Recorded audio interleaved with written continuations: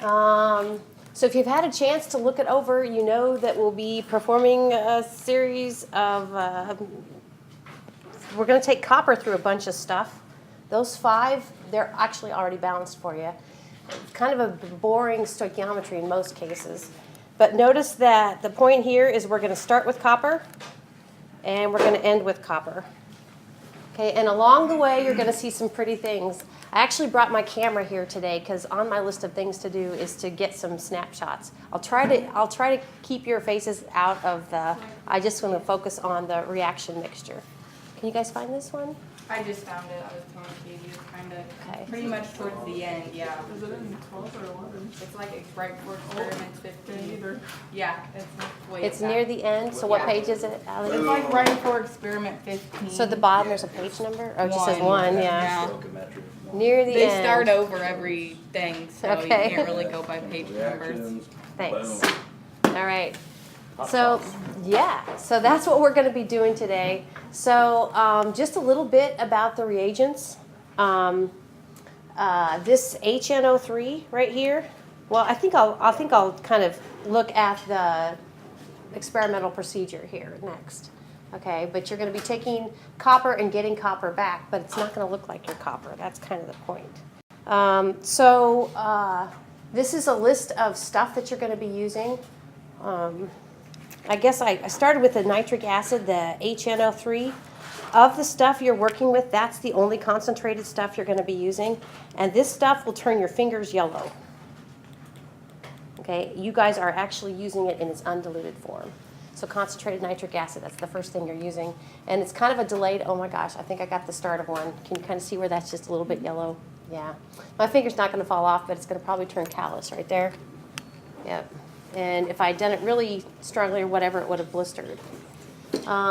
So the other acids, and you have 2 other acids. My acids in this lab, I usually put in my first hood. So I actually have 3 acids in that first hood. The other acid is sulfuric acid, H2SO4, and the other acid is HCl, hydrochloric acid.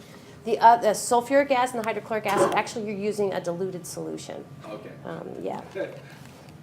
So a little bit, this is hopefully what yours looks like, right? Notice you do have a few kind of miscellaneous calculations to do along the way.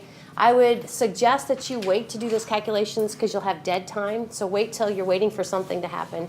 Okay, you'll know what I mean, okay? Explosions. No explosions. But we are going to do the pre-lab, and I'm going to turn you loose, and we'll kind of see what kind of groups we have going. Looks like we'll have at least 2 groups. The first step is you're going to be using your 250 mil beakers as your reaction vessel throughout for those 5 reactions. Okay, so make sure it's your 250, right? And the first step is actually to clean it because I've seen basically your 0.5 grams of copper metal. Sometimes I've seen it not dissolve. And it's kind of, we've decided, my husband and I, who also teaches this class, we've decided that actually it's the cleanliness of your 250 mil beaker. Okay, so use it, mark it, clean it as described. China markers are right here. They're kind of these wax markers. There's only 2 groups, but actually there's some setting time, like I said, so it will be under the hood sometimes. So that's why I kind of suggest you mark them. I'll put the markers over here by this, okay? The step then, step number 2 says to go ahead and get your copper. And I have increments of copper weighed out here. They're about 0.50. I'm not going to have you weigh them because we're not going to do quantitative information. We're just going to do qualitative information. We're not going to do any numbers. But this is about 0.50 grams. So grab one of these, okay, put it in your clean beaker. The box right there is to measure, to say how many moles of copper do you have in 0.50 grams of copper. So of course you're going to use the molar mass of copper to get there. So step number 3 says in the fume hood add about 4 mils of nitric. Now I have in that first hood, I said I have my acids. In the first hood, can you see on the left there's a test tube rack? Okay, there are in each one of those test tubes about 4 milliliters of concentrated HNO3, concentrated nitric acid. Okay, so you're going to find your hood space. If you're the first one there, probably go down to the last hood, okay, because you can spread out. There's 3 hoods. Remember the thing about the hoods is they do have ventilation. You can kind of hear that ventilation going. When we get started, I'll turn on the general house ventilation as well. But the thing about the hoods, in order for them to work best for you, you have to kind of pull down the sash. So it's kind of like a glove box, sort of, but you don't have gloves. Okay, so kind of pull it down as far as possible. That glass thing is called the sash. Okay, so your first step is to go ahead and to dissolve your 0.50 grams of copper. Okay, and this talks about swirling. Okay, it also talks about, in each case, you're supposed to record your observations. So part of your ticket out of here is to, what I'm going to be photographing a little bit, hopefully, is to record what you see. Okay.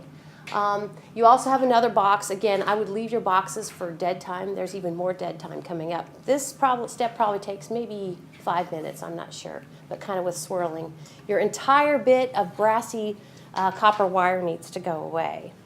Okay, once your copper wire has gone away, it says add approximately 100 milliliters of deionized water. So remember, in here, our reagent grade water is not from the tap, it's from those little buoys, carboys, okay? So that one looks fuller. This one's kind of starting to grow a little bit of algae. Did you guys see my fish died? I cannot believe it. No. I know. I came in last Friday and I was like, wake up. I know you don't move much, but wake up. So anyway, he was dead. But next fall, I'll have to get me another one. Hopefully it'll last as long. So the thing about the 100 mils of water, it says do it in the hood, and that's what that means. You're going to see kind of these brown, noxious fumes.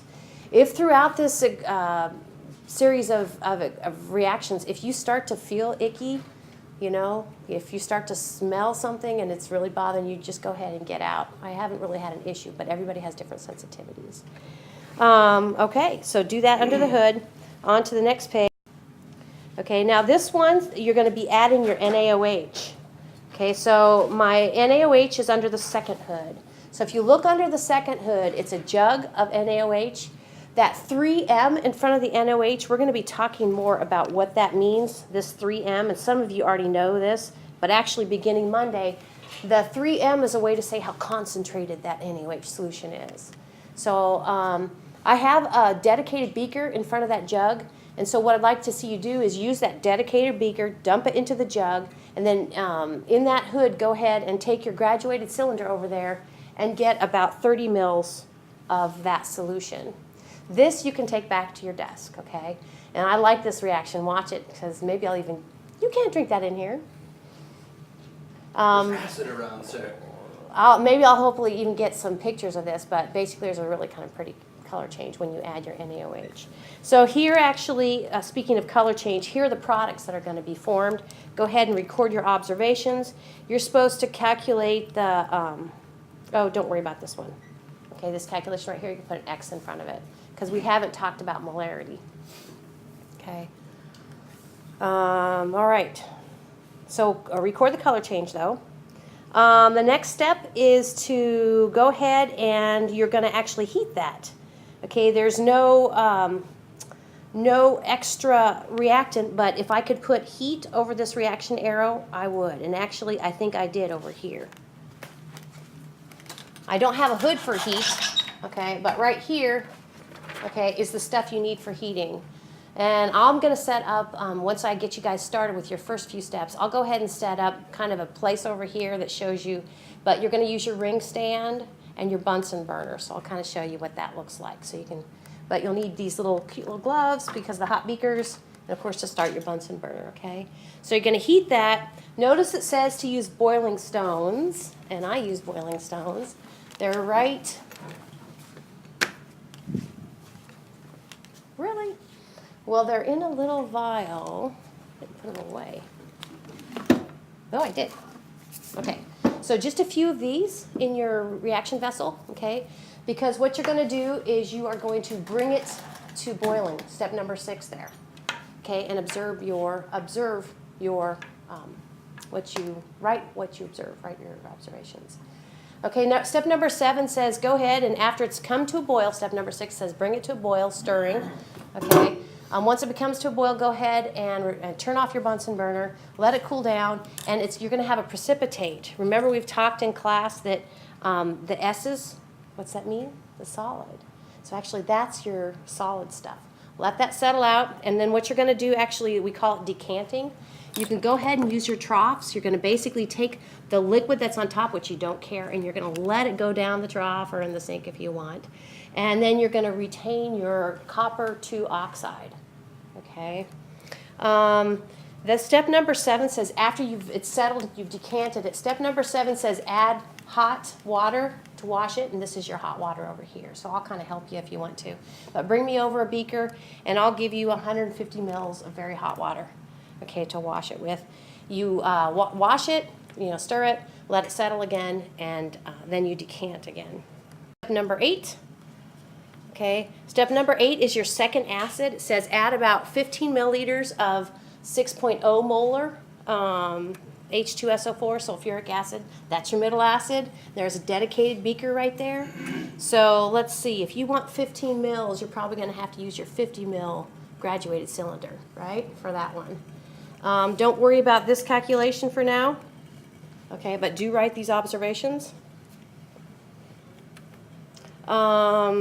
Okay, so write your observations, and then on to the next thing. The next thing is you're back to the fume hood. It says you need 2.0 grams of granulated zinc. It's not granulated zinc, but it's powdered zinc. So actually over in this last hood, again, I have cute little vials that I have weighed up ready for you to go. There's about your 2 grams of powdered zinc. Okay, notice the reaction that's going to happen here is you're going to get your copper solid back. Dun, dun, dun. You have arrived, hopefully. Okay, so this one where it says calculate the moles of zinc atoms, in that one you can do. So you have those 2 calculations. Record your observations, and you're almost done. You would think you would be done there because you have your copper. But we have what's called, I guess, a cleanup sort of step. Okay, so you're going to perform the whole zinc thing in the hood. Okay, and then step number 11 is a cleanup step also in the hood. Don't worry about the calculations under step number 11. But step number 11, you're going to use your last acid, 6 molar HCl. It says you're going to use 10 milliliters. I have a dedicated beaker in front of that container. You can use your 10 mil grad cylinder if you want, or your 50 mil, it doesn't matter. You're going to add that to your reaction vessel that you've been using all this time. And this is actually, you can read, it's actually just to kind of clean up your zinc, your extra zinc. And then you should be done. Let's see what next we got. Okay. 12, take your beaker back to your workstation and rinse off that copper that hopefully looks nice and something in the bottom look like copper. Okay. Record your, and then let's see. Step number 13 is to rinse it a little bit more. Step number 14, we're not going to do, well, let's see. Yeah, step number 14, let's do this. Do you guys remember what your evaporating dish is? That's that kind of porcelain-looking thing. I'm not going to take it to dryness. We're not going to use it as an evaporating dish, but we're just going to kind of use it as an observation thingy. Okay, so your evaporation dish. Where's my porcelain stuff? Looks like this, okay? So that's kind of it, I think. So you should have your copper back in here. After all that work, guess what? You can throw it away after you write your observations, okay? So that's kind of the gist of it. It's good that we got, why don't we go with a set of 3 over here, if you guys don't matter, and a set of 2? Emily's coming. Well, she's past 10 minutes, dude. I'm sorry. She's missed too much. Yep. Yeah. So set of 3 and a set of 2, and I'll be taking pictures. Like I said, I'll try not to get your faces in it. Heather. You